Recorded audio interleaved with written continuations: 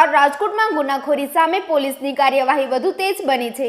PCB police બાદ હવે DCB crime branch પણ એક્શનમાં જોવા મળી.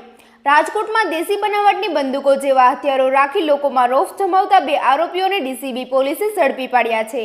આરોપીઓ પાસેથી હથિયારો કબજે કરી પૂછપરછ હાથ ધરવામાં આવી. પોલીસ તપાસ કરી રહી છે કે આ હથિયારો ક્યાંથી લાવવામાં આવ્યા હતા અને તેનો ઉપયોગ અન્ય કોઈ ગુનામાં થયો છે કે નહીં. વધુ સમાચાર માટે જોડાયેલા રહો RP Gujarat news Rajkot.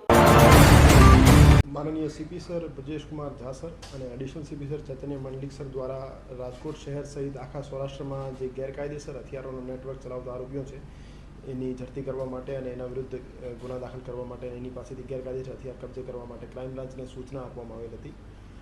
ACP Shri Bharat Basiya સાહેબના નેતૃત્વમાં પીઆઈ શ્રી એસ ચાવડા સાહેબ, પીઆઈ શ્રી મનોજ ડામોર સાહેબ, પીઆઈ શ્રી ચિરાગ જાદવ સાહેબની ટીમો દ્વારા છેલ્લા 5-7 દિવસથી આ બાબતે કાર્યવાહી ચાલતી હતી અને પીએસઆઈ શ્રી એસએમ રાણાની ટીમ દ્વારા ગઈકાલે એક આરોપી જે વાવડી રસુલપુરા રોડ પર હતો એનું નામ રહીમભાઈ ઉર્ફે જામનગરી સંધી હતો. એની પાસેથી એક દેશી બનાવટની પિસ્તલ, એક તમંચો અને 6 જીવતા કાર્ટ્રીજ બરામદ કરવામાં આવેલ છે. એની ગુનાહિત ઇતિહાસની વાત કરીએ તો એના વિરુદ્ધ મારામારીના 4 ગુના દાખલ થયેલા છે અને અગાઉ એક આર્મ્સ એક્ટનો ગુનો પણ દાખલ થયેલો છે અને એક વખત પાસામાં જઈ આવેલો છે. અને બીજું કેસ જે છે પીએસઆઈ વનરાજ ડોડિયાની ટીમ દ્વારા કરવામાં આવેલ છે.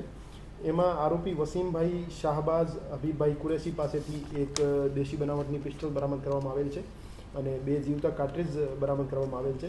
એ રીતે રાજકોટ શહેર ક્રાઇમ બ્રાન્ચ દ્વારા 2 કેસમાં 2 આરોપીઓ પાસેથી દેશી બનાવટની 2 પિસ્ટલ, એક દેશી બનાવટનો તમંચો અને 8 જીવતા કાર્ટ્રીજ કબજે કરવામાં આવેલ છે. અને આગામી સમયમાં પણ જે ગેરકાયદેસર હથિયારો બાબતે જે અમારી ડ્રાઈવ છે, ઝુંબેશ છે, આ ચાલુ રહેવાની છે. જે આરોપીઓ છે તે હથિયાર કોની પાસેથી ક્યારે અને કેટલા સમયમાં કેટલા રૂપિયામાં લીધા હતા, શું? એમાં જે પહેલો આરોપી છે રહીમ ઉર્ફે જામનગરી, એને જે પહેલાં ઓડિયા ગેંગનો એક જીસીટીઓસીનો ગુનો દાખલ કરવામાં આવેલ છે. અવેશ ડોડિયા નામના આરોપી પાસેથી, જે અત્યારે જેલ હવાલે છે, એમની પાસેથી હથિયાર લેવાનો એને કબૂલ્યો છે. અને બીજો જે આરોપી છે વસીમ કુરેશી દ્વારા એક પરપ્રાંતીય વ્યક્તિનું નામ આપવામાં આવેલ છે. એ બાબતે વધુ તપાસ અત્યારે ચાલુ છે અને એવું જાણવા મળ્યું છે કે 35,000 થી 40,000 રૂપિયાની કિંમતમાં આ હથિયાર એમની પાસેથી લેવામાં આવેલ. મોટા ભાગના આરોપીઓ જે છે મારામારીમાં ઇન્વોલ્વ હોય છે એ સેલ્ફ પ્રોટેક્શન બાબતે પોતાના ઉપર કોઈ હુમલો ના કરી દે અથવા એમની જે અદાવત ચાલતી હોય એમાં એમની સેફટી રહે એના માટે હથિયાર રાખતા હોય છે. એને ફાયરિંગ કર્યાનો કોઈ બનાવ હજુ સુધી સામે નથી આવ્યો.